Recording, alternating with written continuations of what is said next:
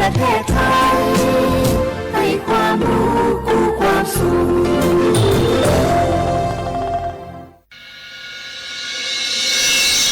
สถานีวิทยุกระจายเสียงแห่งประเทศไทยจังหวัดเชียงใหม่ AM 1476 กิโลเฮิรตซ์สถานีวิทยุภาคภาษาชาติพันธุ์แห่งเดียวในประเทศไทยที่มีความทันสมัยเชื่อถือได้สร้างอัตลักษณ์กลุ่มชาติพันธุ์สู่สากล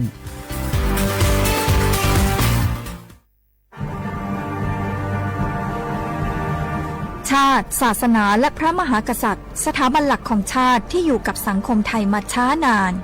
สถาบันพระมหากษัตริย์เป็นเสาหลักในการสร้างชาติให้เป็นปึกแผ่นเป็นศูนย์รวมจิตใจของปวงชนชาวไทย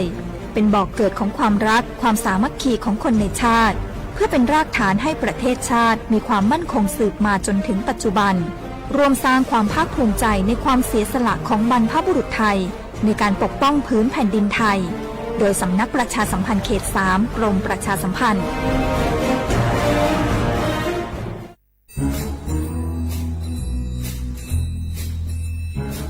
คุณนายมาขินว่าข้างบ้านเรามีอะไรแปลกๆนะคะแปลกยังไงไหนเล่าซิมะขินก็มาขินเห็นว่ามีคนแปลกหน้าเข้าออกบ้านนั้นบ่อยๆมีทั้งผู้ชายมีทั้งผู้หญิงบางทีที่มาขินเห็นก็ยังเป็นเด็กอยู่เลยนะคะคุณนายแต่ดูๆแล้วคนพวกนั้นเหมือนไม่ค่อยมีความสุขเหมือนถูกบังคับยังไงก็ไม่รู้ค่ะมาขิก็เลยคิดว่ามันแปลกๆนะคะคุณนายไม่ได้การละจะเป็นพวกค้ามนุษย์หรือเปล่าก็ไม่รู้คงต้องแจ้งสายด่วน DSI 1202ให้มาตรวจสอบซะแล้วขอบใจนะมะขินที่ไม่ปล่อยผ่านเรื่องน่าสงสัยแบบนี้คุณผู้ฟังเองก็เช่นกันนะคะร่วมเป็นส่วนหนึ่งในการป้องกันการค้ามนุษย์แจ้งเบาะแสได้ที่ศูนย์ต่อต้านการค้ามนุษย์กรมสอบสวนคดีพิเศษสายด่วน1202 Together We Can หยุดค้าคนโดยสำนักประชาสัมพันธ์เขต 3 กรมประชาสัมพันธ์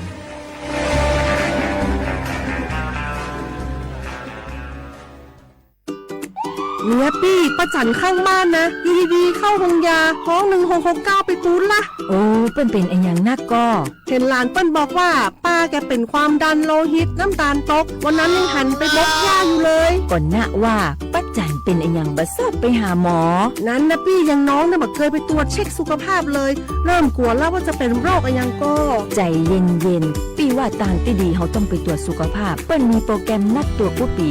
ไปตรวจจะได้รู้ว่าเฮามีความเสี่ยงเป็นโรคอันยังพ่องรู้ก่อนจะได้เตรียมตัวก่อนรักษาก่อนบ่ต้องมานั่งกังวลอันเดียวเฮานัดกันไปตรวจสุขภาพที่โรงยาครบปีพอดีเจ้าปี้ป้าคนพวกเขานัดกันไปเลยเนาะจะไปลืมเนาะตรวจสุขภาพประจำปีสิ่งดีที่ควรทำรู้ก่อนเตรียมตัวก่อนเพื่อเข้าสู่ช่วงสูงวัยอย่างมีคุณภาพด้วยความปรารถนาดีจากสำนักประชาสัมพันธ์เขต 3 กรมประชาสัมพันธ์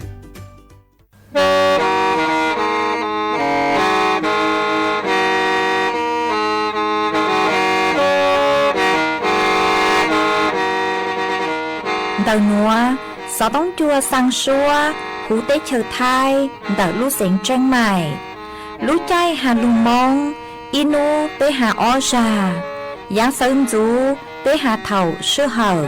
chữ tên, chú, trao tên,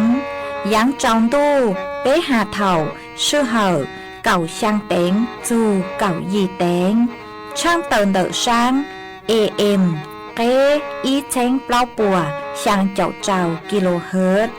Đời nó mong do bé lùng mong suốt lời so cá nồng tàu.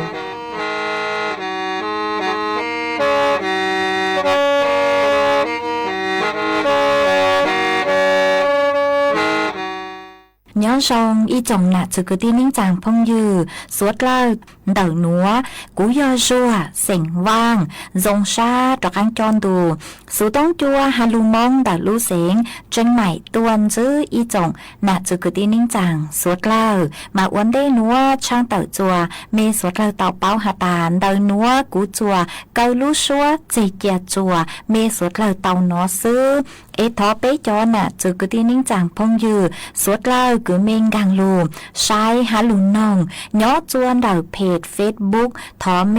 สวดเหล่าตั้งจวนนากดไลค์กดแชร์อีเล็งอีแชร์ปู้จัวเพจสวทเชียงใหม่ AM ý chén plau bùa sang chào chào kHz mà ủa trong tàu chúa mê chúa chúa lên chúa từ cử cu bán chuột trong càng thù số tống chua hà lù mong đã lũ xịn tranh mày ha vàng ha chia xa hà tà mê suốt lời của yuan rù của nhỏ ủa phong dụ ủa kê thảo pi mừng dù chùa thảo sao ê chuan giữ núa bê hò trọ căng lù cổng kế lò rể chuan đợn đù số tống chua hà lù mong đã lũ xịn tranh mày giữ mong tao tình vô tình ô có tình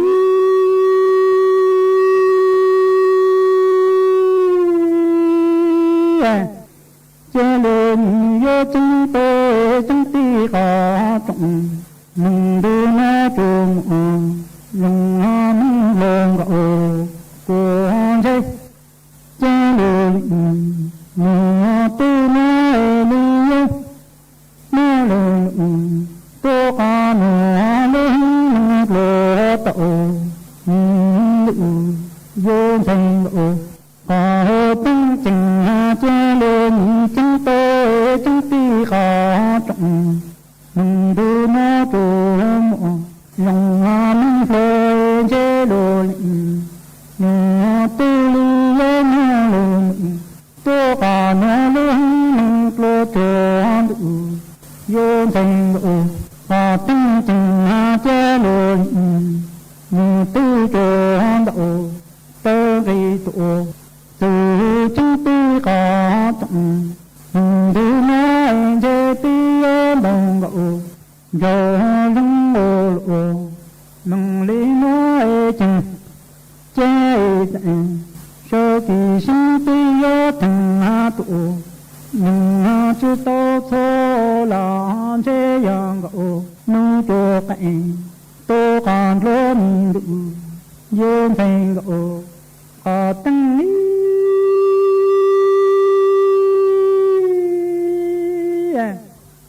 chế độ lệnh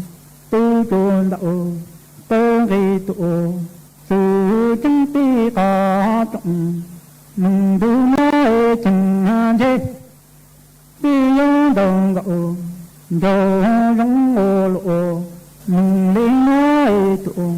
mừng知识道德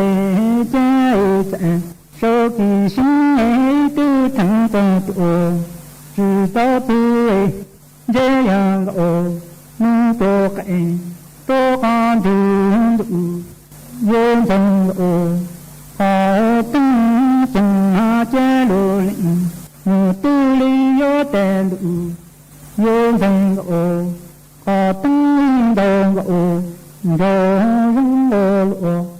你的爱只是道德加罗林nhỏ tư phi nhỏ nhẹ trẻ nó yo chỉ tu tăng cả mẹ cả tư tư chỉ tăng em chế chế nó sẽ chỉ tao thành ô à tăng nó mình ô lô lì nó tên bị tô cả những nghe chẳng hạn chế lô lì nhỏ tư li yo tên yo thành ô à tăng đồng ô rồi lung ô lộ mừng lý nó là chẳng chế cú phim nhỏ nhẹ sẽ nói chế yo chỉ tu tăng cả mẹ cả tư ê từ chỉ tin bằng mắt của chế mình yo sẽ chỉ tao thành ô và tăng nó lù tin giữ lù tự tô cả tăng lù lịnh tư ê tị nhỏ bằng sẵn của chế lù lịnh nhỏ tư lý yo tên yo thành ô có tăng chẳng chế cả tôi cũng bằng mẹ của tôi lửa cả tiếng đồng gạo dầu chỉ是道德chế yo đồng gạo dầu có soi vô tổ mừng lô ký chẳng hạn đủ yo thành gạo có tăng lý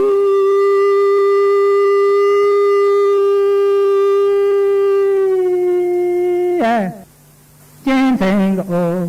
có tăng chẳng hạn đồng gạo dầu lông ô lộ mừng lý nói 只是到底这个，多古的古里多了个，本国这样当个哦，这个说一不多，罗经的哦，有那个哦，把灯里有灯的哦，有罗林，有对当个哦，有龙我罗。梦里我只是到底这个，那个梦等个难能知道那个在多，是路梦我做一个做家梦啊那，都个梦做了的，别人跟来个做家梦啊那。等啊那拉近啊，只等个啊，我有个多，能啊站着去，真等个哦，就容我咯，那一多，能啊只是到底要人等到等苦，能也说有那不理，来那见不。看怕金路有那个把灯里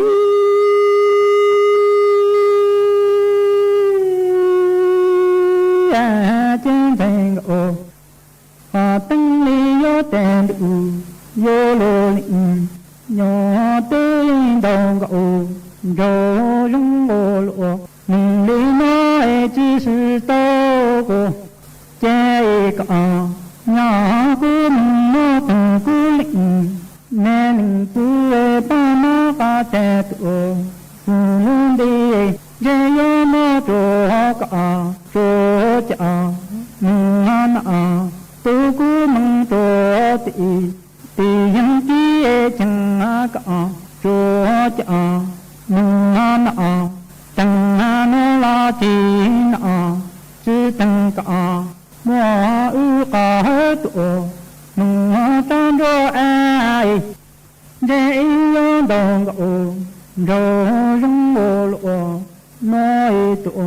nung chỉ是到底yêu đồng gạo rồi cả số nó tình chế yêu tăng tới tổ nung yêu số nó tịt lì là nó trên tổ cảm phá chế nín tổ yêu lộ lĩnh nhớ tôi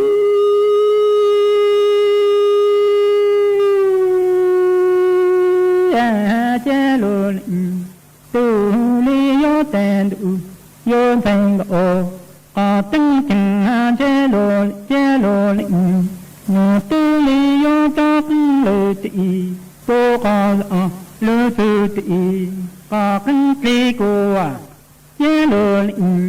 tu lu nhon yo tê chữ khu hà làm sáng cho chữ nói nhiều mong thành ô và tinh nó cho đầu lưu tinh phước và lẽ nó cho chi nhìn đủ vô thành ô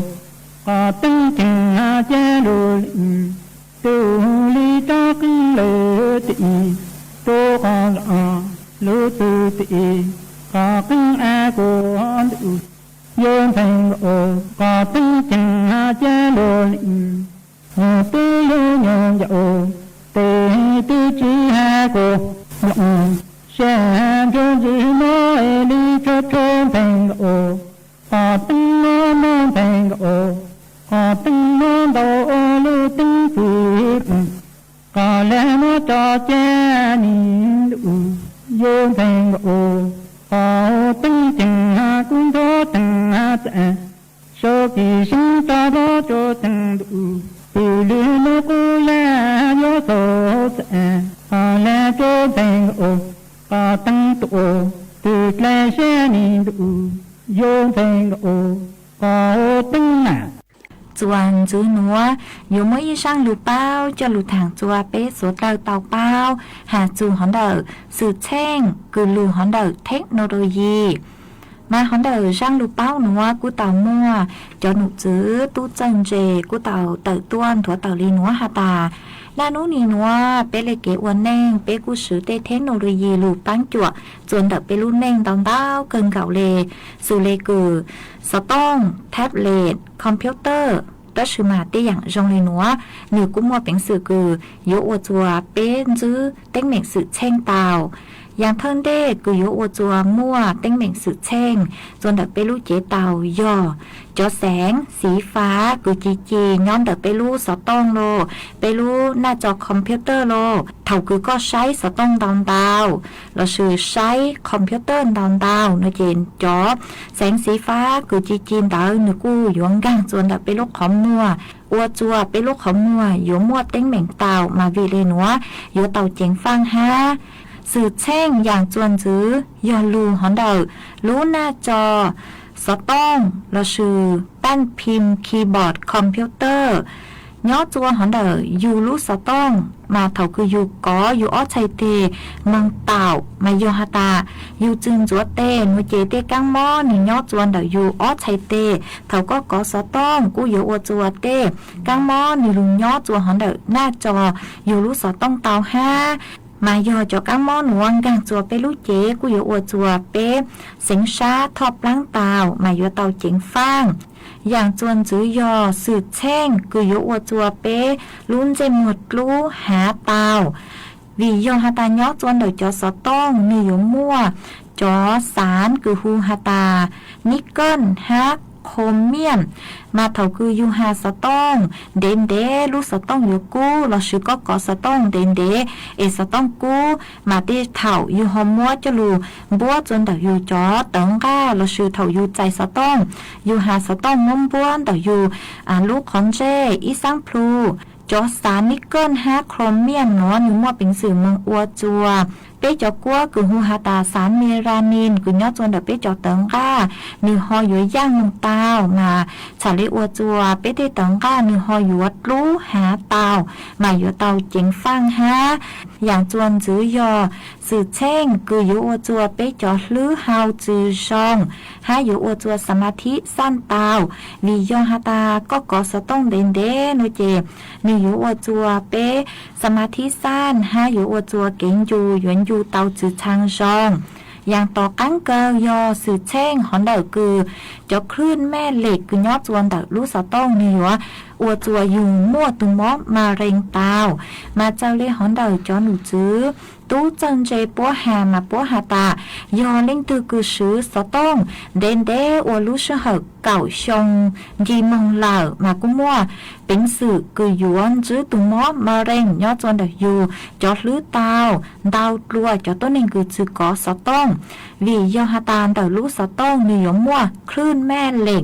มาเท่าคือจอคลื่นแม่เหล็กหนึ่งกังรูจัวหันเดอเปรูเจกู้มั่วเป็นสื่อคือหยวนลูหลงเตาจอเซลกุยอดจวนเดอเปรูเจอัวจัวมั่วตุงมอมาเร็งยอดจัวหันเดอเปจอลื้อเตามาวีเลนัวยัวเตาเจ๋งฟังฮะมากูหอเจ้าหลุดทางเลนัวจัวเปจอหนักจุกตินิ่งจางสดเลยเตาเป้าเลนัว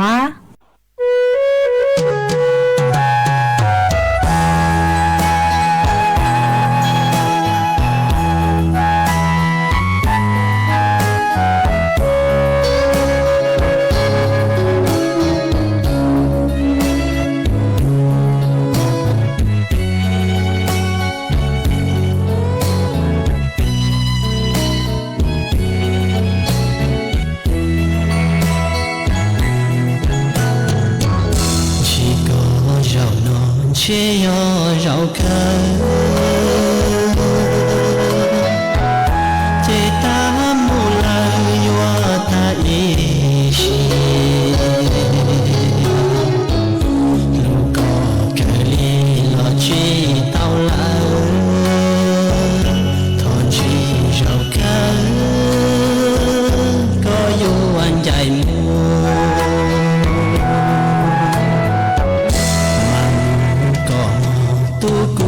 露出我羡慕月度落波中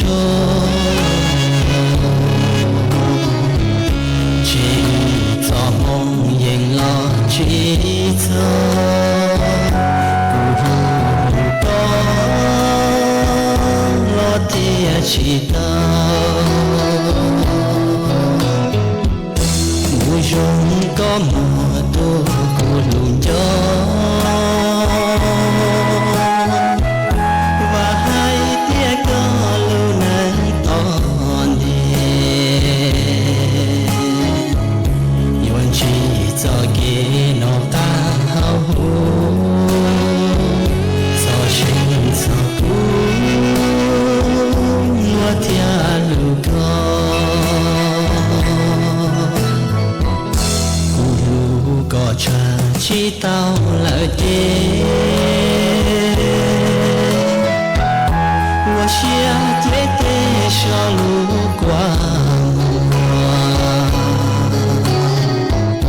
马西路多要摸了dia dia nó trên chia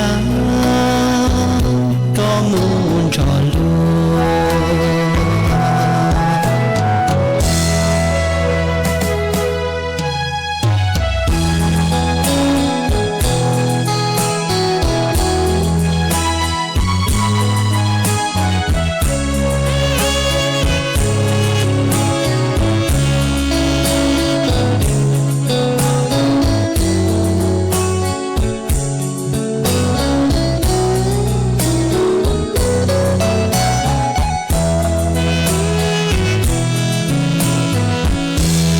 rong có mùa cô lùn gió và hai tia có lâu nay tòn đê yuan chỉ cho kia nó ta hao hú so sinh so cú lúa thia lù co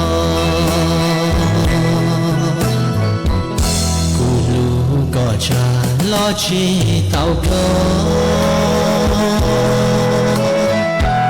yêu chia sẻ lo nhau quan trao lao lo hậu đã bao chỉ lu tiền gì yêu cho yêu chi cái lu tiền lo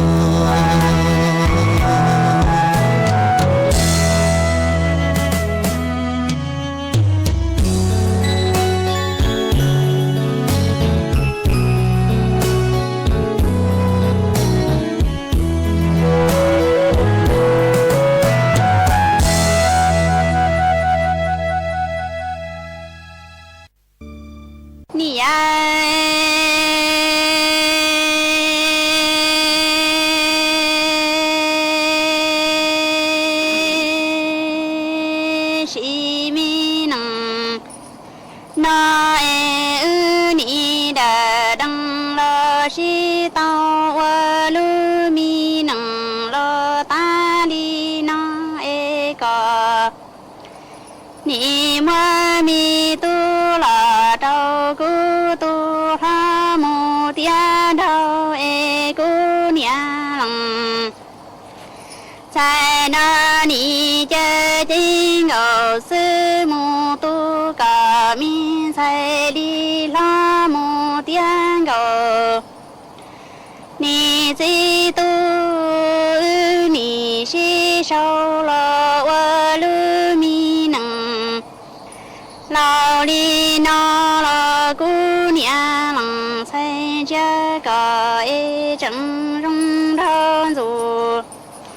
xí liên cha lò cái tư chi tao lao la vì do ư xí sau lo qua lu nằng lao li no e cu nia lăng sai tư chi tao ma cò lu đi cò lo cu nia sai nó lu lu yang chi tao in hoa cha tê lò cây tin hoa hoa xuân khẩu ani chi tu ni lo wa lu mi nang lo li no lo cò tư chi tao sắm sò nhà mi kê li vua mu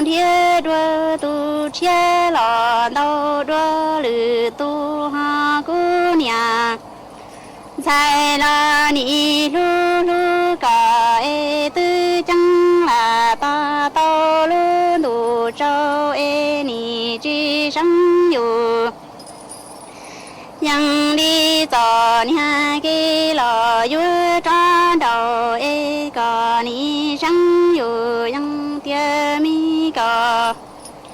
nhà e qua cha gì nằng si si lu e tu có mà tu trong e yu ni có mà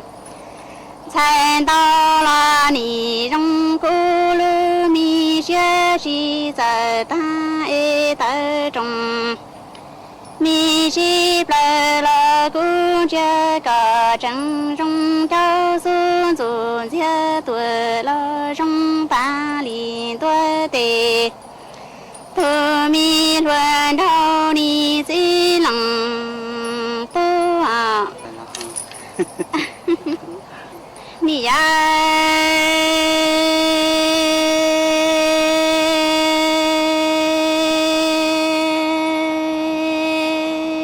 chỉ năng nó ni đã đăng lo chỉ tao qua cha mi gì năng xóa sang yu chẳng lo lao li nó lo chỉ tu ni oan lòng mi xế trong e cho đuôi cỏ lư trên đầu sư lò trà cu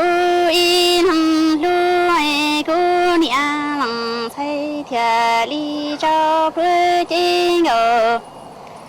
sư khai ra li nhang mù tu cả thay nhá yu lợi cả tu e di lằng tu e ư ni wa lu mi nang lo ta li na e cả tu lo về li tư yu mù tia đau lợi tu tia ni di tu si nang na cu nhà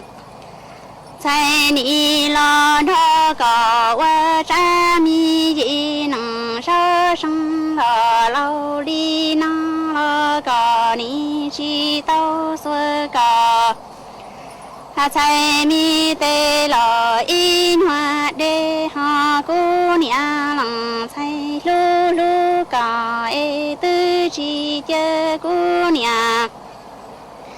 sai nó sa mi tê lo in hoa chan thiên tao ni di tu ni lo hoa cha mi di nằng sa sang yu yang lo la ta li na lo cu nia lằng sai cha có e chẳng rong rong đâu dù cha cha ra tư lo tư cha chi trong e cha sa tư lo e cha tư chi giao ni di lằng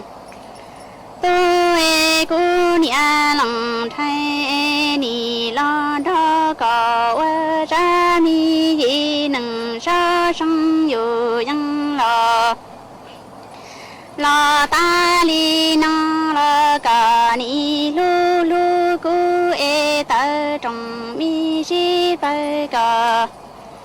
ha chẳng e qua kha mi để cho lo đâu cu nia lằng say nó tuổi nhớ lo qua tu hao e ư ni qua lu mi nằng lo ta li na cu yang lu cả lỡ li lu chi sao thở li tư ta li cha cu cho cả e thiệt ta qua mi nhựa giờ đây cả lu ho cho ni di lằng tu à phá hai khúc phật quê cho cô cá làm nó mở trong cái đại cá tay tên này giờ hai chiếc kia họ nì ya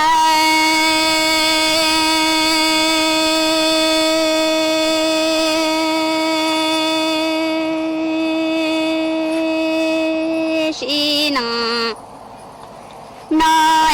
ư nì lo ô lu mi nằng lo ta đi nó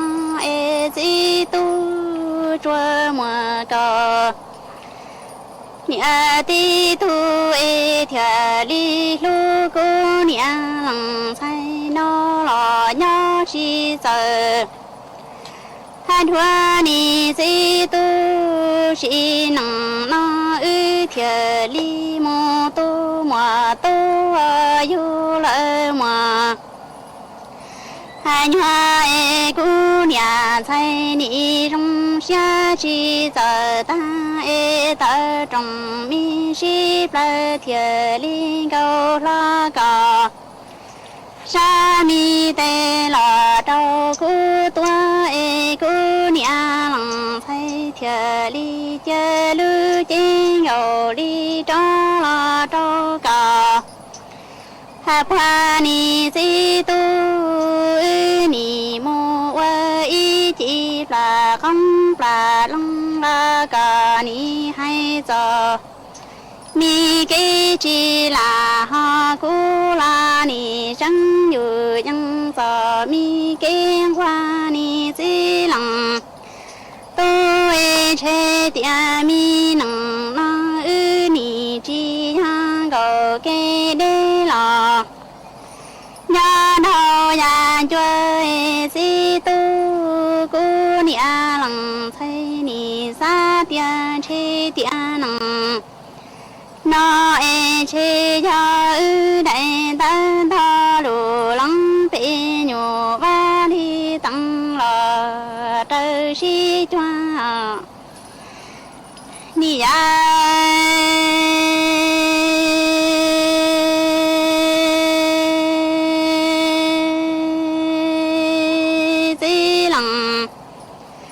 tôi cha ư ni si sao ô lu mi nằng lo lo đi nằng lo cò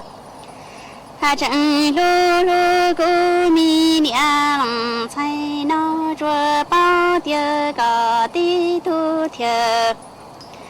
ha li nhỏ chín du ni di tu si nằng nó cu nia lăng say nó thiệt li chê lư mi chê ngô sư khá ra li yang mô lo cò lư chê nô tu ư ni lo wa lư nằng lo ta li na cu nia lăng say thia mô tu say lo nhớ yu tu lo trô ư a lăng tu ni di tu cả chi ba tia si sao la wa lu nằng la li na la cu nia lăng say yu mô sa ke tư ma ni sa nia ca lu mi phu ni si tu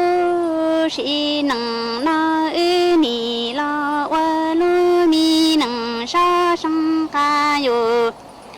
nhân nhớ ni si trong đùa na ư ni mô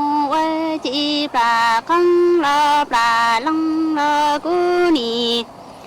chỉ na na la ha cả la ni sang yu yang la chỉ na cha cu cu nia在天之都是能那ư ni wa cha mi yi能杀生有样了nhà la li na la cả yo mu za ke tu la cả chẳng hay la lu loa lờ si chi mu tuần cao cú say tê tu sa rò tia si nằng na chi ha cả thia cú đại mi ta gầu la ta thâu tha lu lăng bị nhổ va li tăng lò la ta y nu chê ni hay trong xa lùa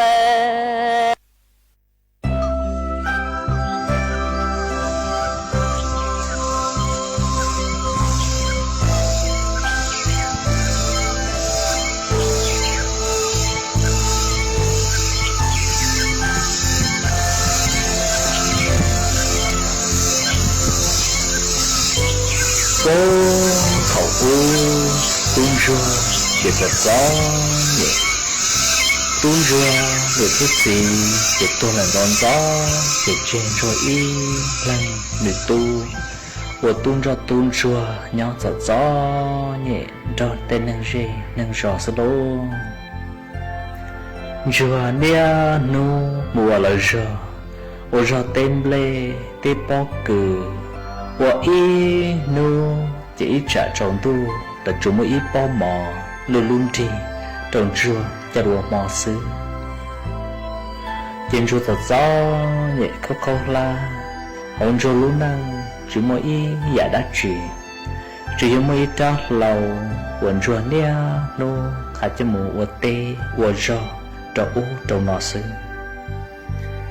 chỉ nhỏ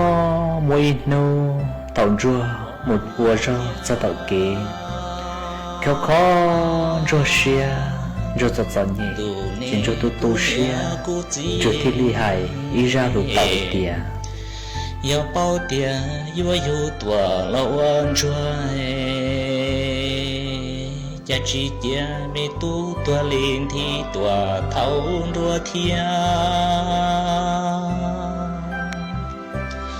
chế tư chỉ yêu lo ơn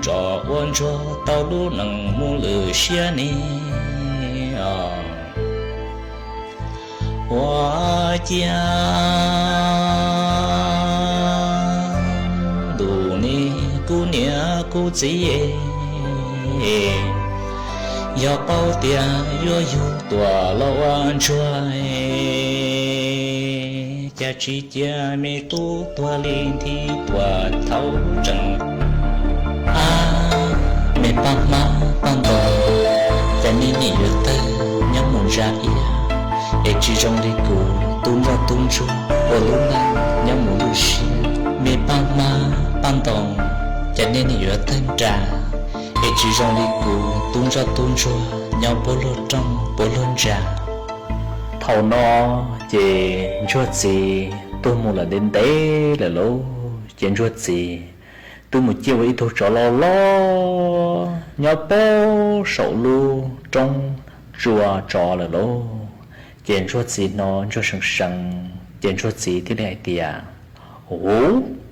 chùa hồ cô là sao chuyện mỗi nu từ trong đu chùa là lố chuyện chua mùa tê mùa sơ là cái bạc cù bọc bó hoa mì ca nọ trồng tu cô dọi dọi thầu no chuyện chua thì bỏ ít thôi trò sự tới những trong đó chua có một tê lò đó wow trò xa mẹ tu có chỉ thân trai cú yêu có gì mẹ tu xin dạy tông lên tê nó là cú từ là chia tay ít thôi trò lên nó là nu nó cú yêu là ba con có chỉ thân trai nữa mà mẹ tu cái yêu cú gì đó cú gì quay cha tôi cho cú chơi ơn cho tao nên gọi tao lúc xem nó để cái này chịu ấy tôi mình đã đưa bao xuống lo cái cho cú cái này chơi cú nhau chạy nhẹ ơn cho bố luôn trong bố luôn cha cứ nô nó cứ mò lúc nữa chạy nhẹ vô đi nó cú gì ấy cha con họ lo trong đời con ấy con họ hay tiếc cái nhau cú gì nó cái nhau đa lấy nhau tiếc cú gì mẹ tu chỉ cho qua cú yêu có chỉ đi tiếc cú tư lời chia ta ít tu chỉ cho nó lại rồi nó cú lo chỉ cú yêu lo ba co luôn nên có giống nó mẹ tu thì mẹ tu ya ta lo tao cú họ chỉ tao làm gì co lo vì do có chừng giàu do hai tiêu có bỏ cú có yêu chen cú do linh đạo za hai tiêu có yêu mù đê mù rề mù cho cá cho cái tư lời yên ngô của cơ lô cho lu xia nó mà mẹ tu ta chỉ có chỉ bảo sư nu nó có lo tê lu lời tia do linh đạo cú thi li lon chỉ có do lo ba có thia do lo có ba cú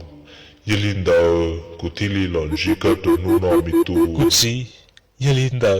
cái yêu có cú ba có đã chi cú tê li tê ta li ta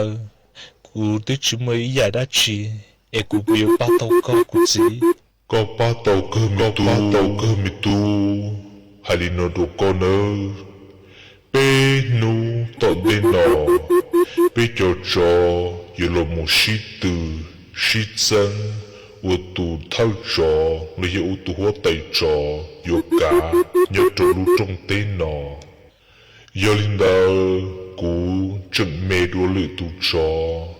yo li cú thi li lò chua có một ba cú ấy có ba tàu cú chia hóa tay trò là nó chè yo mù yo bao nhiêu trò con mi tu họ có yo ba cùng đời có một chế nó số chi họ nó lời tao bê nó chỉ có một tàu có tùy tràn đa họ trên dễ nữa mà bê nó tao đến nó thầu sơn gió và luôn nó trên rồi thì lượng tàu tùy tràn đa họ trên dễ trên rồi thì liền một trò bó sổ lưu trong chuột trò tầm một sao sau trên ruột gì hay trốn ruột hay tiề mình rùa có cha của cha ư nè giờ mù sĩ to đó nè nọ lừa tụ chó bê vừa cho sĩ dân lệ tế chở do hai tiề đầu tư của dân ta cho trò cú chia là một toa trò là chỉ giờ mù vừa bao nhiêu có thằng ruột gì hay là nó ta trên trường người mù lô ruột chạy ruột gì chả tư chế người mù là tệ lúc mẹ hà rong đủ xia hà rong trâu đi đồng luộc cẩu luộc cả thả xí lô bên hông bồ đào đa lâu qua rõ rồi bố sổ tên chỉ đồng lúa cô xí lô chàng cái mù mố giờ cho tụ trò tụ vẫn bê chóc lại nó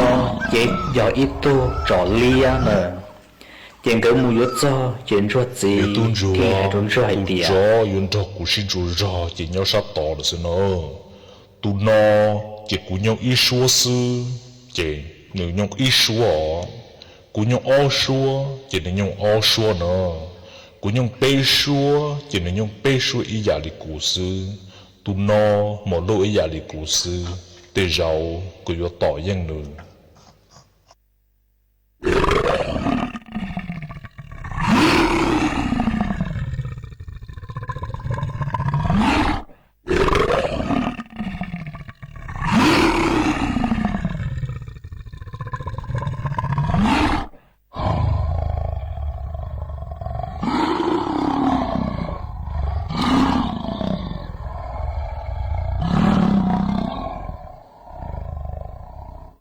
sư kia chả biết tôi kia là lâu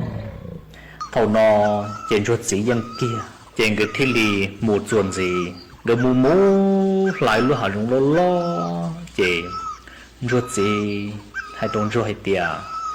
mình rùa tụi thi o nó chỉ tụi trò đâu nó tụi nó mà lo chắc của nhiều cú nhông ý xua sư chỉ nếu nhông bê xua nhiều cú nhông bê xua chỉ nên nhung trâu số lỡ do hai tia đầu tư có bỏ của tôi sát sầu để lo chê do hai tia có bỏ cuốn dân lo tôi sát hậu cá là chỉ có cái chi gia rung chia lọt chia tu tròn đỡ cho đã có tu bỏ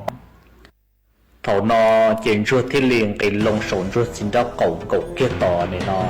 ít sang tổng chế giờ ship bỏ tu tròn đỡ trên ruột xin với yan chia ship ở lòng nó ship to luôn để ship to chế ruột gì tu lồng sao hậu luôn thầu ruột bỏ hai tiền ruột gì tu lồng sao hậu là chế ruột thiên tí thường các cái chân tầm tí câu tròn đỡ họ chơi tuôn bùa chỉ tròn đỡ chắp bà tòn chùa chỉ tròn đỡ rắn phò đô chỉ tròn đỡ tuột kia là thế lô chế người thi trả cá mù lô mù mô là hà pha hà rồng một lái cho tỏ rén tỏ chùa lo lo chế rụt gì thì để cho cá hay rôn cho hay tiền mình chúa tụi nó mấy tụi thích bê là nơi tụi nó mấy tụi trò đu lo hàng lì cú nhông ý xua sư mà nếu nhông bê xua là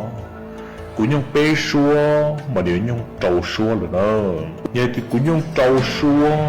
mà nếu nhông chua xua là tụi nó mình sẽ cú có chỉ dân nhiều đâu giờ lên đó có chỉ sót tỏ của tôi hậu ca cho có chậu chỉ tàu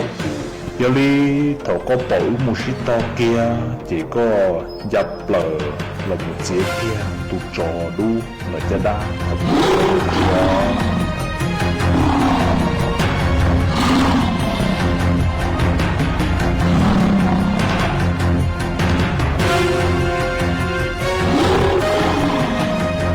giờ lên đó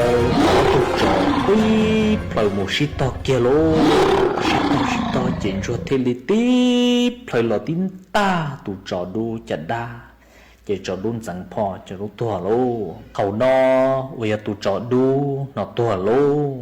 chuyện cho gì thì đi dân tan trò bê tụt trò nó chuyện cho gì thì đi lộ tụt hút tay trò cá tan cho tông á nhớ trong đời lô chuyện cái thì li muốn nhau kêu lúc họ chùa bây giờ tụt trọ đu nó ý chữ nhau nè tụt va trọ đu và tàu một lần nó ý chữ nhau thầu ruột gì tàu là mua tụt va trọ cả tan trọ thông án đã là chuyện ruột gì thiên trung cái thì li đó cả là mua yếu bọn nhẹ trong chùa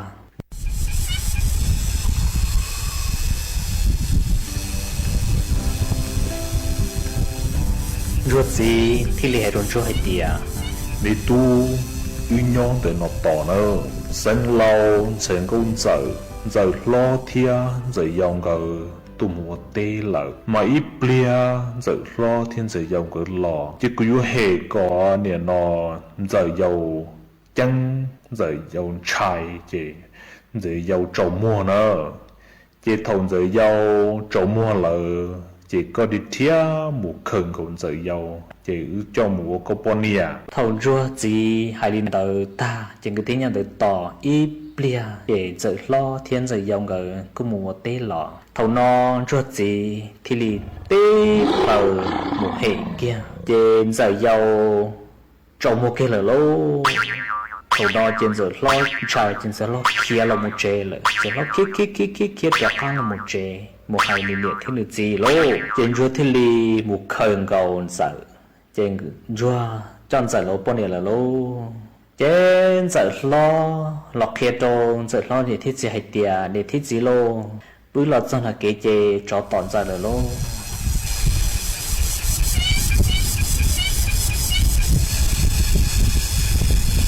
trên rùa chọn sợ là uốn năng người lò mua năng lô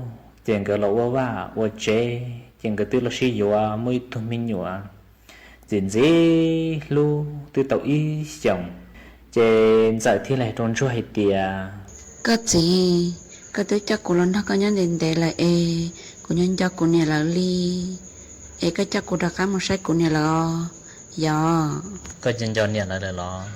do hay tiệt có chân cho lại chế thay khi có sợ một chuyện bắt có tên rồi cứ dùng một xe lại nữa chế ta kinh đầu người thi lim ba mùa thằng đó lấy lúa chen trong đầu thì đã cho lót kia chuyện rất chỉ cho cua được lúa mùa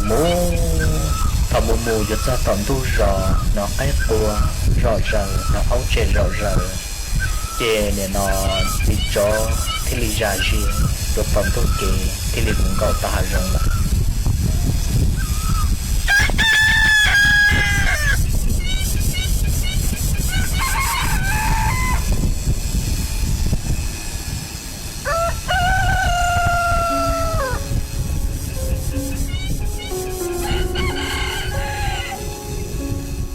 chị chia ruột thia tầm bò ngủ say nhẹ tay thia nhẹ gì là phòng cái tuột so lú rò trên cái thiên lì ngủ rò bô đại lúa cát xa nhà bô đã cá rò chị lú sẽ hận đầu ta tỏ giờ lú chay ở trồng tu giờ lo mù tê chuyện giờ lo ta tỏ lo cho tờ nút xa chuyện giờ lo thì lì bỏ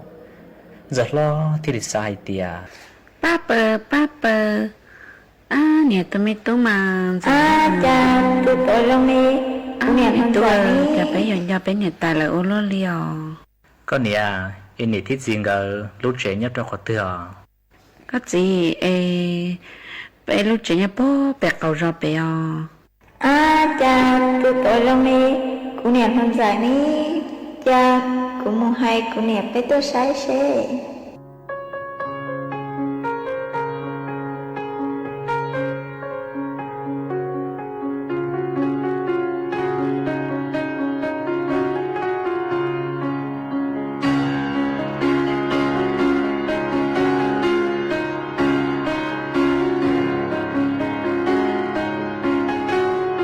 trên giờ lo để thi lì là một khiết đầu người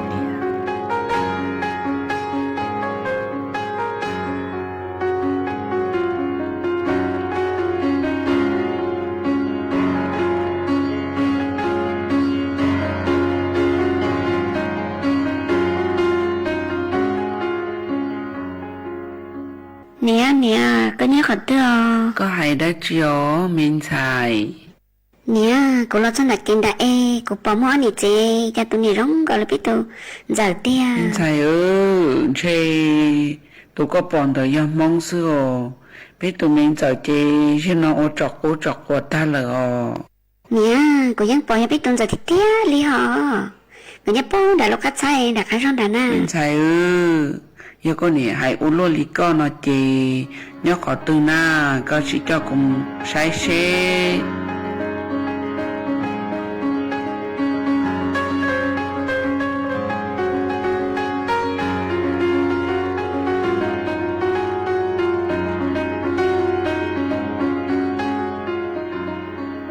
con nè nếu như muốn đã chiều mình sẽ nè nè ấy chân sẽ nhục hồ lò té là trong đồ xe tới chỉ tao cho cả ấy nếu họ như muốn đã chi nè có gì thì nó giờ lót bỏ ít tu chạy ở này chỉ tôi cho là cái rong đây tu nhẹ rong ngồi đi ít tu mình giờ này lo lon chỉ đi có chỉ lon đâu mình chạy nó giờ lo một sai sai thầu nó về giờ lo để thiết gì là sợ đời thế liền tu một sai sẽ bây giờ dần tiền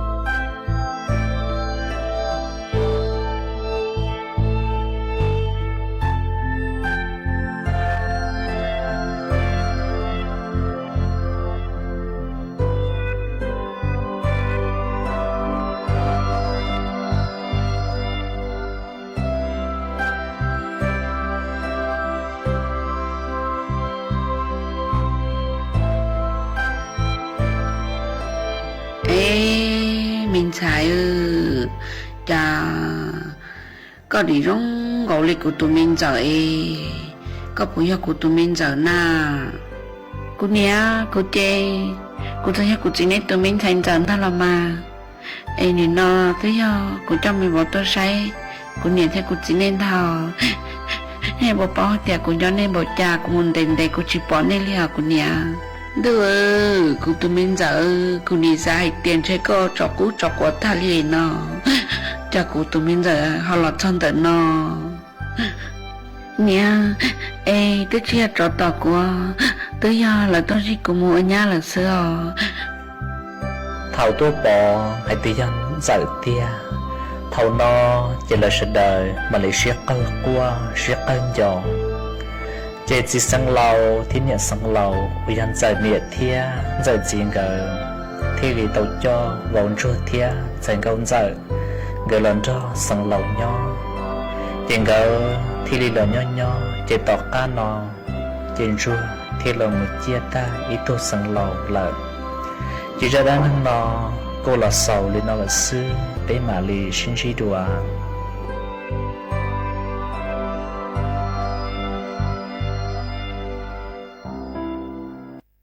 อีจงน่ะจึกได้นิ่งจางสวดลาวรู้สึกหากูตื้อยัวตังลาวเจกุนใหญ่เมสวดลาวมึงจัวรู้สึกหาเบาเลนัวซื้อเอเป้หมังจอกังลูซื้อจืดลัวจัวหนังดูสูต้องจัวฮาลุมองดาลูเซ็งเจงใหม่เตาจัวเท่าตังกีเซินจูรู้สึกหาจื้อเต็งจูจัวเจ้าเต็งเท่ายังจองดูรู้สึกหาเก่าช่างเต็งจูจัวเก่าหยีเต็งมานูนัววัวจองดาวจัวเมชัวเล็งชัวตูกูกูปังจัวช่างกังดูสูต้องจัวฮาลุมองดาลูเซ็งเจงใหม่ฮะเอทอกว่าเมชัวเล็งชัวตูนจื้อเกนอกังย่อชงมัวเกกังชาย่อชงสวดลา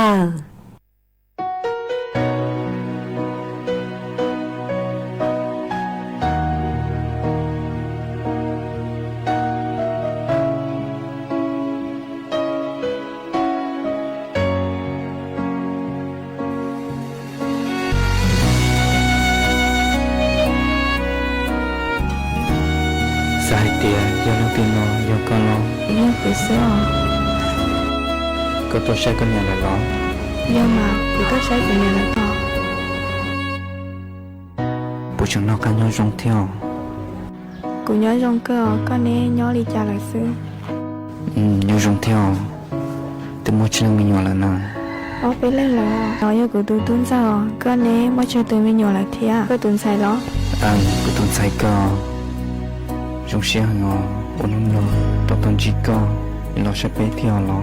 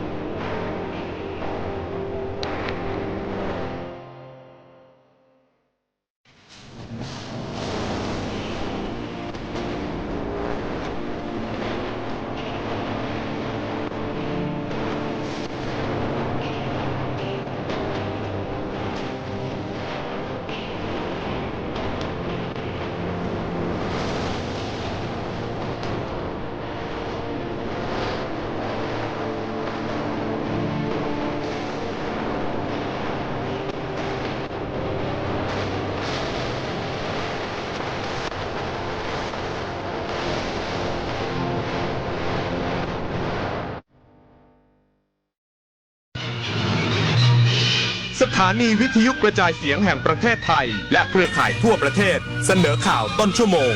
รู้เร็วรู้จริงเกาะติดทุกสถานการณ์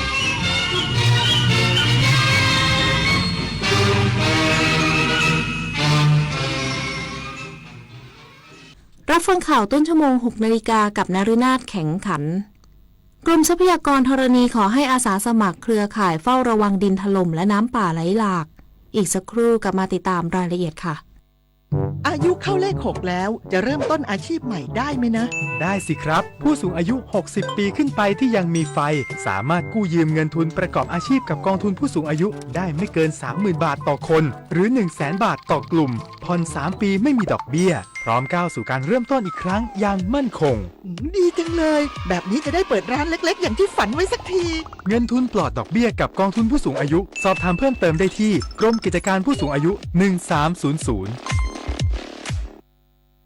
วันนี้อาเซียนไม่ใช่เพียงข้อตกลงทางเศรษฐกิจแต่คือการเชื่อมโยงผู้คนคือการเรียนรู้ร่วมกัน คือการเพิ่มขีดความสามารถและคือโอกาสที่รอให้เราก้าวเข้าไปเป็นส่วนหนึ่งร่วมสร้างภูมิภาคอาเซียนที่มั่นคงมั่งคั่งและมีศักยภาพกับการพัฒนาไปด้วยกันในฐานะพลเมืองอาเซียนที่พร้อมเปิดกว้างสู่โลกประชาคมอาเซียนร่วมพลังประชาชนสู่อนาคตที่ยั่งยืนคนชอบตื่นเช้าฟังข่าวตอนเช้าให้ทุกเช้ามีสาระตีของร้องข่าวสื่อสารตรงถึงชาวบ้านในทุกพื้นที่ผ่านหอกระจายข่าวทั่วไทยจากการจับมือกันแน่นของกรมประชาสัมพันธ์และกระทรวงมหาดไทยออกอากาศทุกวันเวลา 6:30 น.ถึง 6:45 น.ในรายการข่าวยามเช้า FM 92.5 เมกะเฮิรตซ์ทางสถานีวิทยุกระจายเสียงแห่งประเทศไทยและเครือข่ายทั่วประเทศ24 ปีแห่งเส้นทางของกองทุนหมู่บ้านและชุมชนเมืองที่ดำเนินการภายใต้รัฐบาลที่สนับสนุนเสริมสร้างศักยภาพผ่านไปยังกองทุนหมู่บ้านและชุมชนเมืองทั่วประเทศโดยแบ่งตามขนาดของหมู่บ้าน3ระดับ S M L เพื่อให้กองทุนมีอิสระและมีส่วนร่วมในการดำเนินงานงบประมาณให้เป็นไปตามความต้องการของคนส่วนใหญ่โครงการ SML ส่งตรงโอกาสถึงชุมชนโดยชุมชนเพื่อชุมชนเกิดเป็นอาชีพสร้างรายได้และเป็นรากฐานในการดำเนินชีวิตอย่างมั่นคงสำนักงานกองทุนหมู่บ้านและชุมชนเมืองแห่งชาติกรมทรัพยากรธรณีขอให้อาสาสมัครเครือข่ายเฝ้าระวังดินถล่มและน้ำป่าไหลหลากจนถึงวันที่ 15 พฤษภาคมนี้ในพื้นที่ 22 จังหวัดหลังเกิดฝนตกหนักต่อเนื่องศูนย์ปฏิบัติการธรณีพิบัติภัยกรมทรัพยากรธรณีได้ออกประกาศขอให้อาสาสมัครเครือข่ายกรมทรัพยากรธรณีและประชาชนทั่วไปเฝ้าระวังภัยดินถล่มและน้ำป่าไหลหลากตั้งแต่ช่วงนี้จนถึงวันที่ 15 พฤษภาคมในพื้นที่จังหวัดกำแพงเพชรเชียงใหม่เชียงรายแม่ฮ่องสอนลำปางพะเยาแพร่อุตรดิตถ์น่านพิษณุโลกอุทัยธานีลพบุรีสระแก้วระยองจันทบุรีนครราชสีมาชุมพรระนองพังงาภูเก็ตนครศรีธรรมราชและสุราษฎร์ธานีเนื่องจากมีลมตะวันตกเฉียงใต้พัดปกคลุมประเทศไทยตอนบนทำให้มีฝนตกหนักวัดปริมาณน้ำฝนในรอบ 24 ชั่วโมงได้มากกว่า 100 มิลลิเมตรประกอบกับมีฝนตกสะสมต่อเนื่องทำให้ชั้นดินอุ้มน้ำไว้มากอาจส่งผลให้เกิดดินถล่มได้ทั้งนี้ขอให้อาสาสมัครเครือข่ายเฝ้าระวังแจ้งธรณีพิบัติภัยของกรมทรัพยากรธรณีเตรียมความพร้อมเฝ้าระวังภัยและวัดปริมาณน้ำฝนอย่างต่อเนื่องหากเกิดเหตุให้แจ้งเตือนสถานการณ์ดินถล่มและน้ำป่าไหลหลากให้ประชาชนในหมู่บ้านได้รับทราบและแจ้งหน่วยงานที่เกี่ยวข้องพร้อมปฏิบัติตามแผนเฝ้าระวังด้วยปิยาพันธ์ยังเทียนรายงานจังหวัดศรีสะเกษแจ้งเตือนเกษตรกรระวังอันตรายจากฝนฟ้าคะนองในระยะนี้เพราะอาจส่งผลกระทบต่อผลผลิตทางการเกษตรโดยเฉพาะทุเรียนภูเขาไฟศรีสะเกษที่อยู่ในระยะใกล้เก็บเกี่ยวนายจำเริญทองละมุนผู้อำนวยการสถานีอุตุนิยมวิทยาศรีสะเกษแจ้งเตือนให้ประชาชนระวังอันตรายจากฝนฟ้าคะนองลมกระโชกแรงที่จะเกิดขึ้นสำหรับเกษตรกรควรเสริมความแข็งแรงให้ไม้ผลและเตรียมการป้องกันความเสียหายที่อาจจะเกิดขึ้นกับผลผลิตทางการเกษตรและสัตว์เลี้ยงสถานการณ์ฝนฟ้าคะนองและลมกระโชกแรงในระยะนี้ยังส่งผลกระทบต่อผลผลิตทุเรียนภูเขาไฟศรีสะเกษที่กำลังอยู่ในระยะใกล้เก็บเกี่ยวผลผลิตในช่วงเดือนมิถุนายนนี้ร่วงหล่นเสียหายอาจทำให้ผลผลิตออกสู่ตลาดน้อยลงวีรชัยศิริกาสวทศรีสะเกษรายงานกลุ่มพัฒนาฝีมือแรงงานฝึกอบรมหลักสูตรด้านโลจิสติกส์การนำเข้าส่งออกพัฒนาศักยภาพแรงงานที่จบการศึกษาระดับปริญญาตรีให้มีทักษะและสมรรถนะตรงความต้องการของตลาด นายเดชา พฤกษ์พัฒนารักษ์อธิบดีกรมพัฒนาฝีมือแรงงานกล่าวว่ากรมพัฒนาฝีมือแรงงานและสมาคมตัวแทนออกของรับอนุญาตไทยร่วมฝึกอบรมหลักสูตรตัวแทนออกของเพื่อการส่งออกและนำเข้าเพื่อพัฒนาศักยภาพแรงงานที่จบการศึกษาระดับปริญญาตรีให้ได้รับการพัฒนาทักษะและสมรรถนะตรงกับความต้องการสอดคล้องกับการทำงานจริงสามารถทำงานได้ทันทีรองรับธุรกิจขนส่งและการค้าระหว่างประเทศซึ่งสามารถสร้างมูลค่าเพิ่มทางเศรษฐกิจให้กับประเทศไทยอย่างมีประสิทธิภาพสำหรับหลักสูตรดังกล่าวเป็นหลักสูตรระยะยาว240ชั่วโมงมีทั้งภาคทฤษฎีและภาคปฏิบัติโดยผู้เข้าร่วมฝึกอบรมจะได้ความรู้เกี่ยวกับการปฏิบัติงานด้านตัวแทนออกของเพื่อการส่งออกและนำเข้า ด้านโลจิสติกภายในคลังสินค้าเช่นการบริหารจัดการต้นทุนกฎหมายศุลกากรที่เกี่ยวกับการนำเข้าและส่งออกเทคนิคการนำเข้าและส่งออกทางระบบอิเล็กทรอนิกส์ซึ่งคุณสมบัติต้องเป็นผู้ที่กำลังว่างงานสัญชาติไทยอายุไม่เกิน28ปีจบการศึกษาในระดับปริญญาตรีทุกสาขาและต้องไม่อยู่ในระหว่างการอบรมหรือศึกษาต่อหลังจากจบการฝึกอบรมจะมีบริษัทภายใต้สมาคมตัวแทนออกรับใบอนุญาตไทยรับเข้าทำงานทันทีมีรายได้เริ่มต้นตั้งแต่ 18,000 บาทถึง 40,000 บาทสมัครได้จนถึงวันที่11มิถุนายนนี้นิตยาคุณสิมรายงานจบข่าวนาฤนาถแข็งขันอ่านรับฟังข่าวครั้งต่อไปเวลา 7 นาฬิกาค่ะติดตามข่าวที่นำเสนอไปแล้วได้ที่ www.thainews.prd.go.th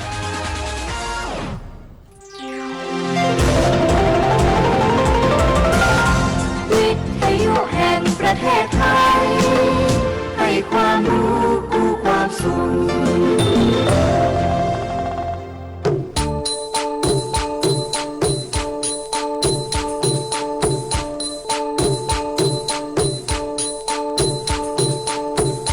ปลุกผู้ฟังรับอรุณเสิร์ฟข่าวอุ่นๆข่าวยามเช้าวิทยุแห่งประเทศไทย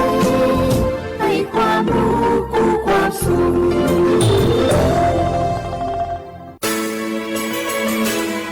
สถานีวิทยุกระจายเสียงแห่งประเทศไทยจังหวัดเชียงใหม่ AM 1476 กิโลเฮิรตซ์สถานีวิทยุภาคภาษาชาติพันธุ์แห่งเดียวในประเทศไทยที่มีความทันสมัยเชื่อถือได้สร้างอัตลักษณ์กลุ่มชาติพันธุ์สู่สากลเจ็บป่วยเล็กน้อยอาทิมีไข้ไอเจ็บคอปวดข้อเจ็บกล้ามเนื้อใช้สิทธิบัตรทอง30 บาทปรึกษาเภสัชกรรับยาตามอาการไม่เสียค่าใช้จ่ายยื่นบัตรประชาชนได้ที่ร้านยาที่มีสติ๊กเกอร์ร้านยาคุณภาพของฉันให้บริการดูแลอาการเจ็บป่วยเล็กน้อย30 บาทรักษาทุกที่ที่ร้านยาคุณภาพของฉันสอบถามเพิ่มเติมสายด่วนสปสช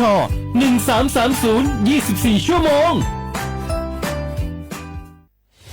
อยากใช้สิทธิ์บัตรทอง30 บาทรักษาฟันสังเกตสติ๊กเกอร์คลินิกทันตกรรมชุมชนอบอุ่นแล้วยื่นบัตรประชาชนก็ได้ทำฟัน5รายการอุดฟันถอนฟันขูดหินปูนเคลือบหลุมร่องฟันและเคลือบฟลูออไรด์ไม่มีค่าใช้จ่ายไม่ต้องรอคิวนานแถมใช้สิทธิ์ได้ปีละ3 ครั้ง30 บาทรักษาทุกที่ที่คลินิกทันตกรรมชุมชนอบอุ่นสอบถามเพิ่มเติมสายด่วนสปสช1330 24 ชั่วโมง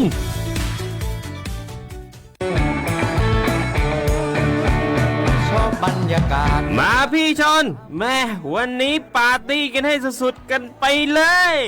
จัดไปไหมเมาไหมครับหรอพ่อกลับบ้านได้แล้วเดี๋ยวพรุ่งนี้ก็ต้องไปส่งลูกไปโรงเรียนแต่เช้าอีกจะดื่มอะไรนักหนาเนี่ยนะตื่นไว้อยู่แล้วอะไรกันนักกันหนาขอสนุกกับเพื่อนหน่อยดิเหนื่อยมาทั้งวันแค่นี้นะพี่ไปร้านอื่นต่อไปก็ไปพี่ทำไมรถคันนี้มันขับช้าจังเลยอะแซงไปเลยพี่แซงไปไฟแดงก็พาไปเลยพี่ตรงเนี้ยมันไม่มีกล้องไม่โดนจับชัวร์เอาวะไปก็ไปเฮ้ยพี่ระวังรถบนท้องถนนการตัดสินใจพลาดเพียงครั้งเดียวอาจไปถึงความสูญเสียอย่าให้ความสนุกเพียงชั่วครู่กลายเป็นความเศร้าชั่วชีวิตด้วยความปรารถนาดีจากสำนักงานประชาสัมพันธ์ที่ 3 กรมประชาสัมพันธ์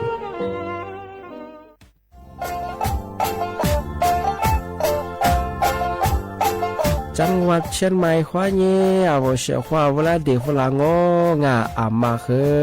อาโตถัดโซบรองาวิธีมังโงเป็นยาลบปัญหาหมอกควันงาอาทิคือมลพิษทางอากาศงาอาวอาตุสุสเลงโงเป็นยางโงอาตุขุชาคอมฟูชิดะ ยืดดูดจอมังอาจจะบ้าคือผมมาสุบ้าคือทำไมคือมาโจยี่เหลี่ยบังอาจจะบ้าคืออาตัวมาสุดเจ้ามาเขาไม่อยากคือถี่หาถี่เงี้ยคว้าเงี้ยงัวฮะซึ่งว่าเงี้ยซึ่งไงยิ่งคนยิ่งตัวว่าเงี้ยฉุดซื้อเหตุกว่าซื้อปีข้อมาสุมาดังว่าเป็นยาอาวุโรงทะเบียนไงขออนุมัติผ่านระบบไฟดีที่ได้ยินได้อาที่นี้สุดท้ายสุบ้าคือพัดสวนยังฝ่าฝืนก็คือโทษจำคุยยากอาที่นี้คือผู้บักโคจะมาคือยี่ตัวว่าเงี้ยมันก็คุยจะมันก็คือโคจะคูเบี้ยวจะมาไม่คือจังหวัดเชียงใหม่ข้อยินดีประกาศยิฟลางปีข้าวเชียข้าวอามาอาลีตัวมองเป็นยังตัวเบียงเป็นยังพอมองยังคือทงแจ้งได้ที่053112880บางชื่อคือ191จะมาคือตลอด24ชั่วโมงที่ทุกคนน่างง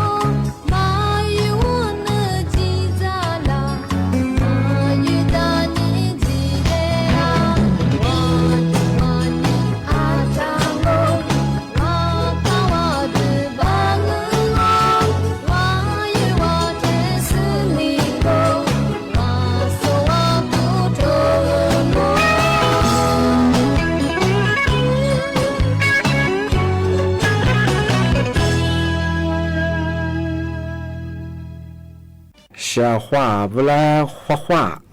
你呢？草木花泥芥末啊，我李叔我都知道话不了，我李叔我ปากกาโกโง่ปัญญาทาจิ้มหมายงาสถานีวิทยุกระจายเสียงแห่งประเทศไทยจังหวัดเชียงใหม่ยืมมือฉะยีระบบด้วยความถี่โง่ปัญญางา AM ที่ตัวลีเฮียสืบสืบโชว์ขึ้นกว่าตัวจะวิทยุอะไรบางงานเฉพาะงานท่าวัวฟิบูว่าคือไลฟ์สุทีรีจ่างายืดชื่อเพลงโง่ปัญญา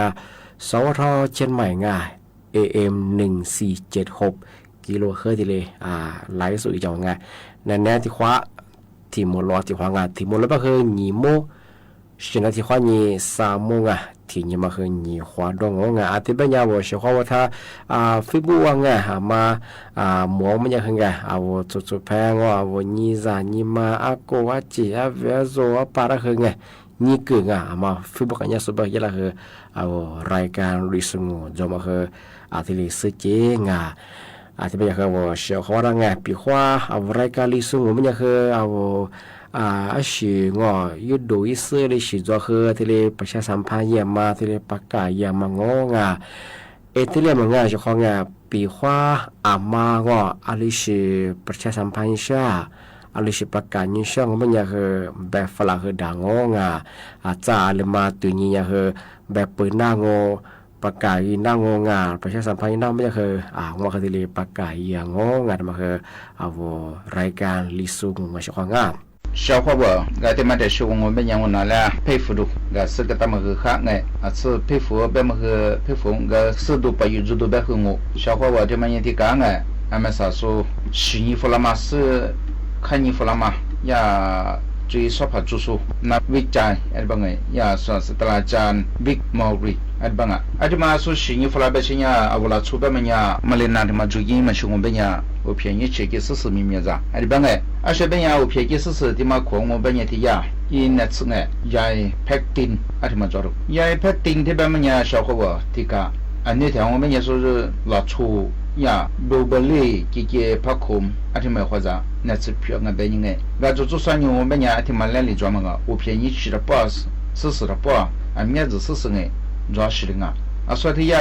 拍电梯嘛呀，fiber 我路去吃我他爸妈修干也挺干我估计我哎没来了。然后最近没来了吃，没来了干我拿出别的些拿出嘛我40，我便宜吃面咱们我们家没来么子了，然后呀去我一个最难么什么我们家去么中所以别我面面别么家小伙说个别钱40所以呀拍电梯嘛面么因那次面么看嘛我们家本几个没法使了，就我们家面因那次就那班子。ya stabili ba angu ba tin tu ngobe nya jwa ga tin tu nya ti nia nga so de ba na ti sha pa pi ngobe nya sha ko ama he mali nya ma ju ku shi ma ju nge mali pa kre nya pa kle nya nya sha da e se nya pa kle ta sha ma da ngobe nya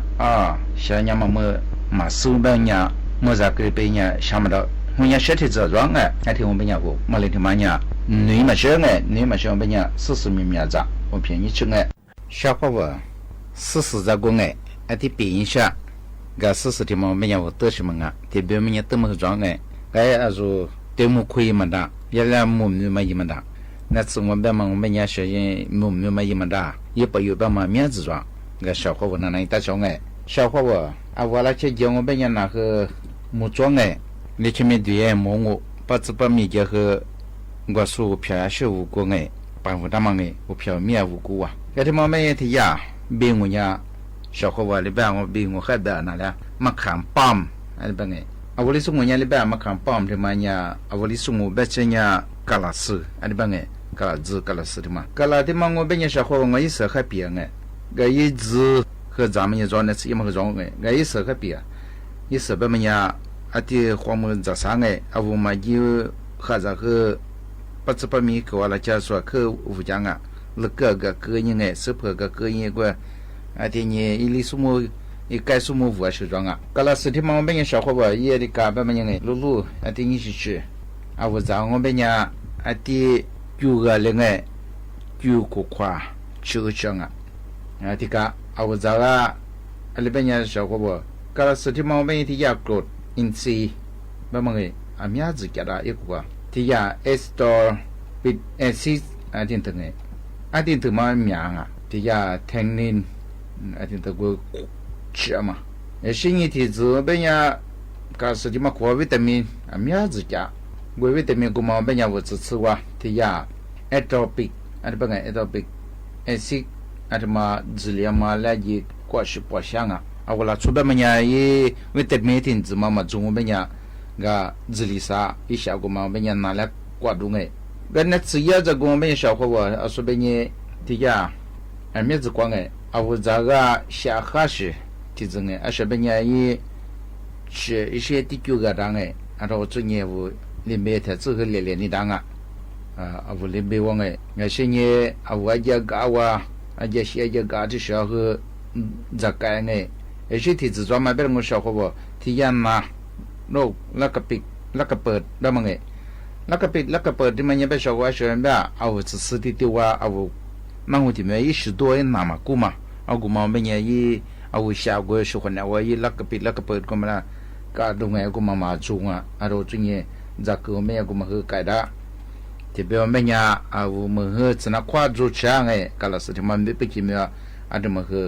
ก็เอามือสนับคว้าที่มาจิริดูไง小伙伴那次特别别毛病也是咋，啊么是呢，个地咋个呢个白咋，么是呢地黑因才吃多喝，哈哎，他们个那次票嘛个小伙伴，啊我对你可以嘛，咋办嘛？啊我没地图嘛啊，我没得意嘛啊，小伙伴，我嘛没买你哎，对你没也嘛他也哎，小伙伴。干了事情嘛，我们也说那次衣服了嘛，啊你他说也有没有？没都没地铁来你说和的衣服了，那是衣服了哎，啊说的也搞是的嘛，嘛看包么么呀，俺屋里说么呀，啊屋里咋个呢？别个说什么事哎，咋个咱也是啊，别呀体谅我，俺说人那是一样，俺说别呀呀，啊我嘛看包么嘛么呀，ที่呀车别体谅ที่มันแล้วคือการอ่ะคือควางไอ้想哎，车啦车一定的啦，什么在说个别的呀，cholesterol。啊不是欢呢一次可一次专门个嘛那个也下爽啊而且呢换当东西抓哎只是买呀只是没得咋吃啊真的而且呢没吃那夸动哎而且呢特别嘛别呀一黑嘛苦我和一那包装嘛和也下喝凉啊所以边哎他们现在吃这个啊要么呢小伙我的嘛看包别嘛呢嘛的上嘛的市里我们呢咱人哎啊为我就爸爸阿拉家和一对对嘛啊我们我过生哎俺就做哈在一直的去而且把这把面啊我也或者么嘛可买把这把面哇咕咕噜噜和适合我家们和装哎该自个把我呀得了那的是我哎啊对嘛你是这个哎但是小伙我一直这个一直里干的别嘛你忙么做哎个子的嘛一直的嘛我们呀小伙我一的嘛呀做嘛苦哎阿里个我和阿拉啊我不吃我哎现在一直个么么呢这个么和么哎啊达拉我们里面我们的话嘛别小哎我们出门啊的话嘛的话就quoi因那个面一片个的喝了嘞哎啊的个一直我们也特别嘛别屋里孙伢哎或者个大土壤啊个一股子里干呗一股子我们和吃我哎专门也么做一股子呢个吃个当个吃块个因吃面那说的别或者个大土壤哎这么和那次票啊是别人一吃不都做呢啊我一次一米的嘛了吃说一个一次一米一五喜欢那脏哎一次一米的小嘛一帮啊那次的嘛这个是一个对了对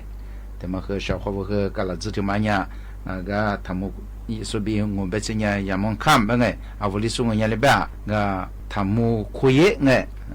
我没嘛他也说的边哎这么和小伙和或者人哎嘛的说那的是的呢说记录进那次了嘛呀啊我那次我这不怎么啊我提示呗他们呗我会这么我公哎么我负责而且里把我了和做哎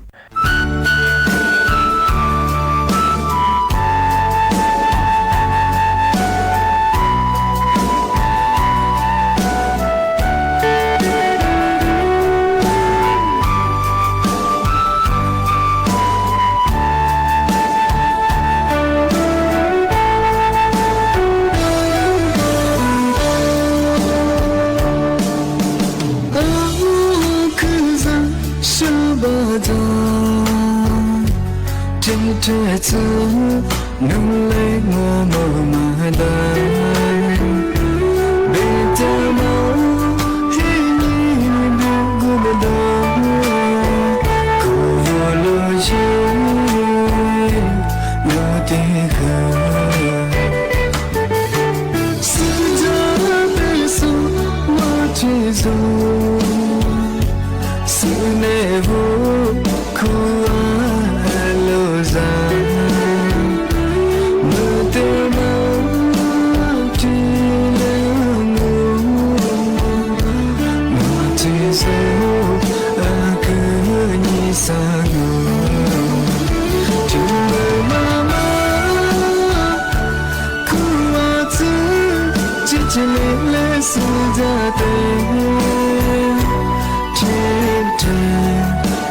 cô đơn mà rồi bố thầy bé cả đi ra mơ trong mơ vì lá chỉ nên cứ nghĩ vì quá lâu trên duyên ra thế nhớ đi chỉ nhớ đi sương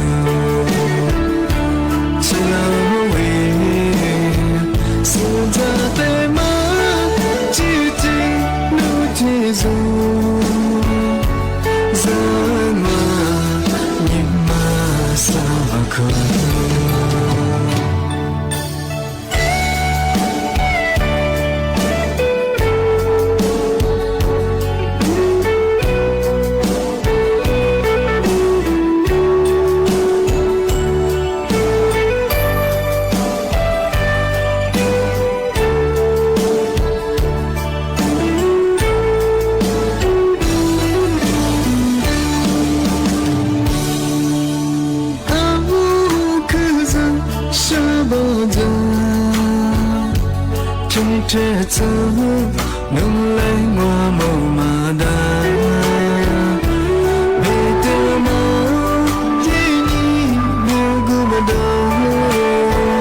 cô vừa lời dối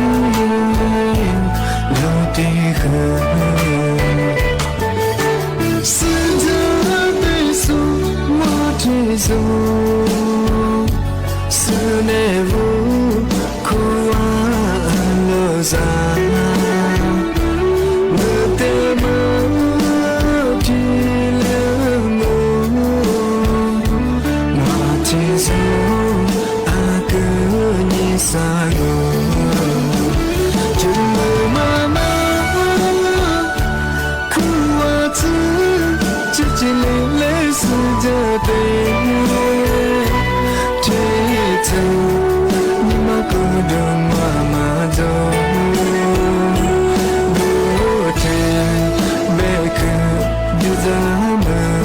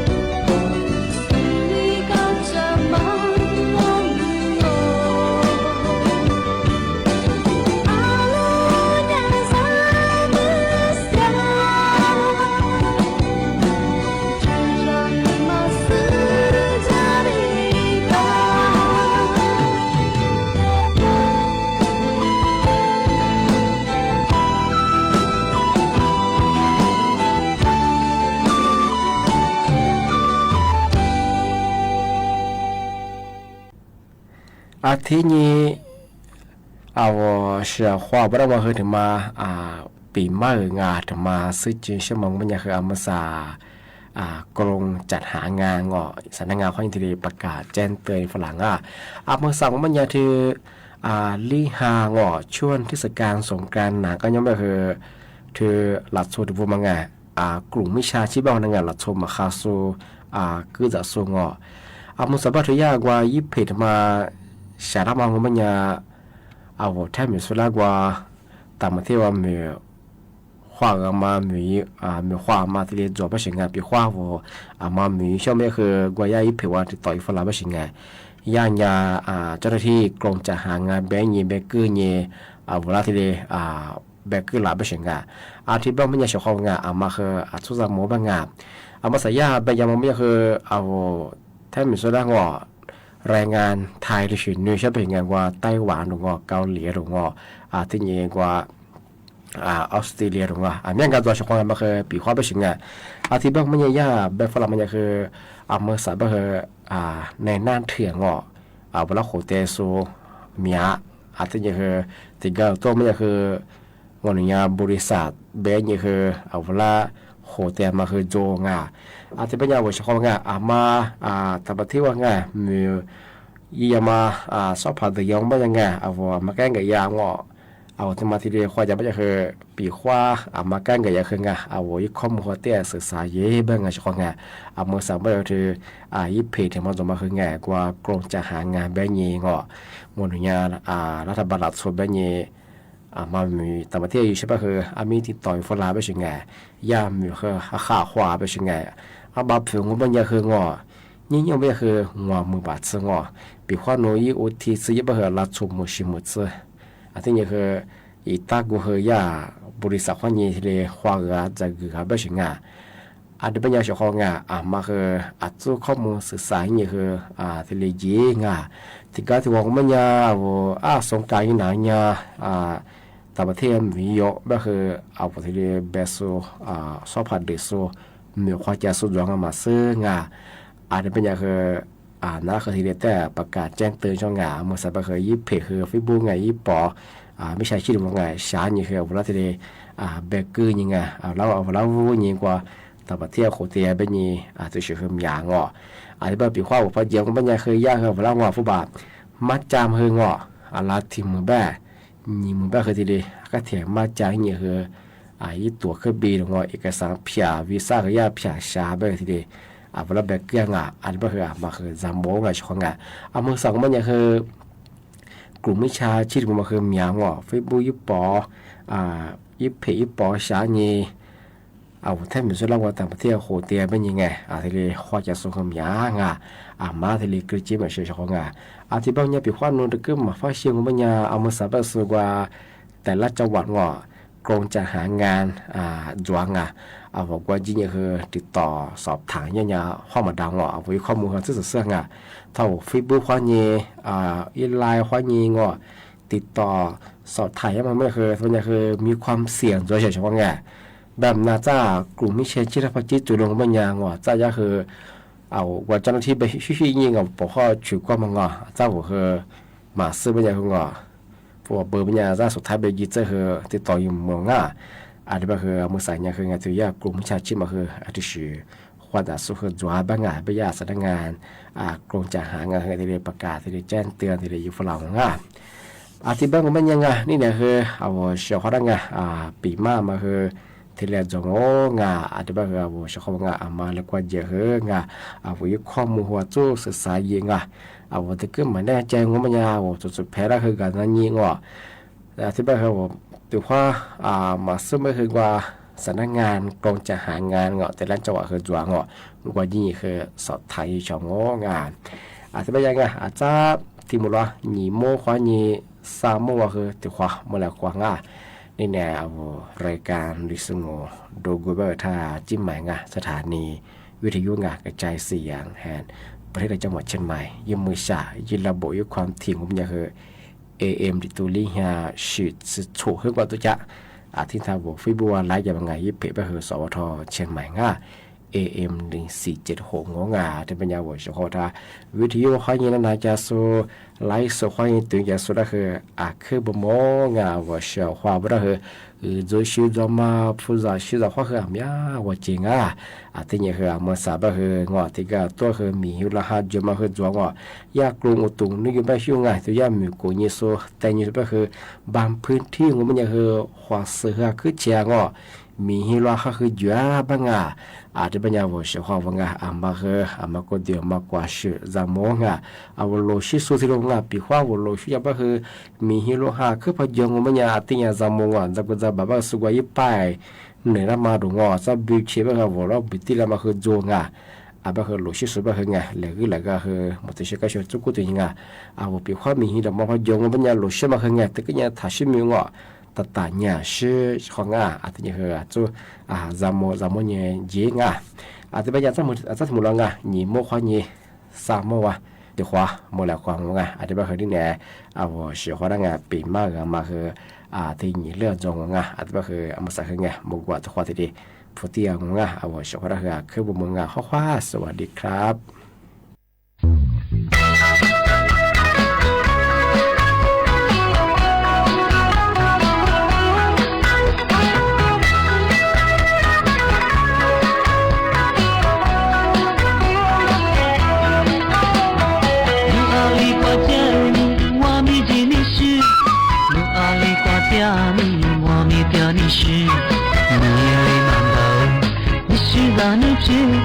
但你马关路的里分家，路地路的里就在分家路，路地路的里就在你关路，一路慢走，我就在沙路，让你马关路的里分家。是在这浪啊你你是么的累，也是苦难光的就在人冷漠，这个起路的我就在你妈妈。你是么了？你花几天了？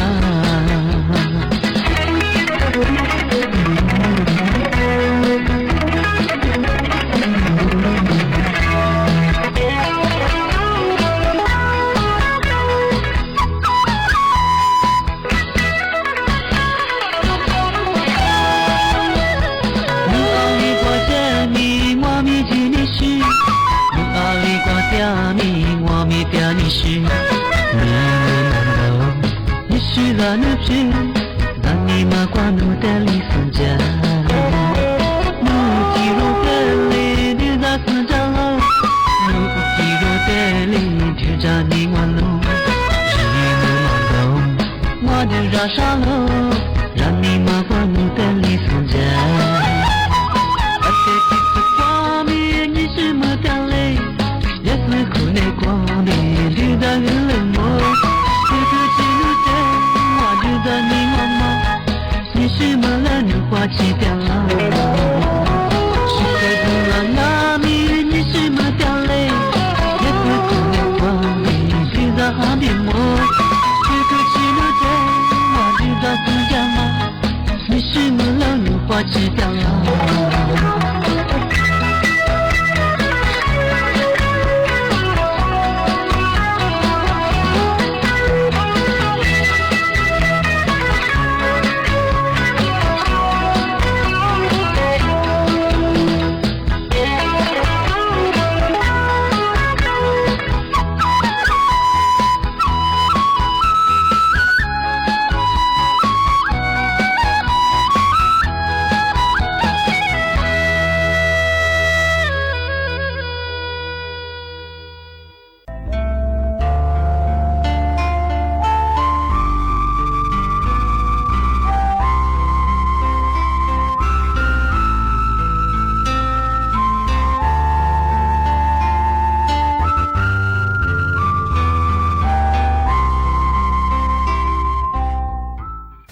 我那过的可亲些，我那木来你哥么的，我那你暖我。你的哥哥，完了你那是做。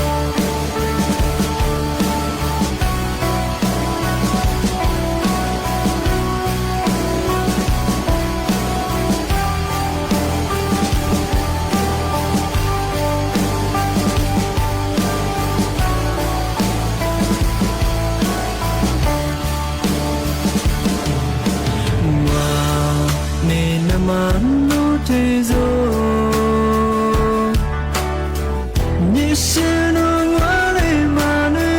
呗，今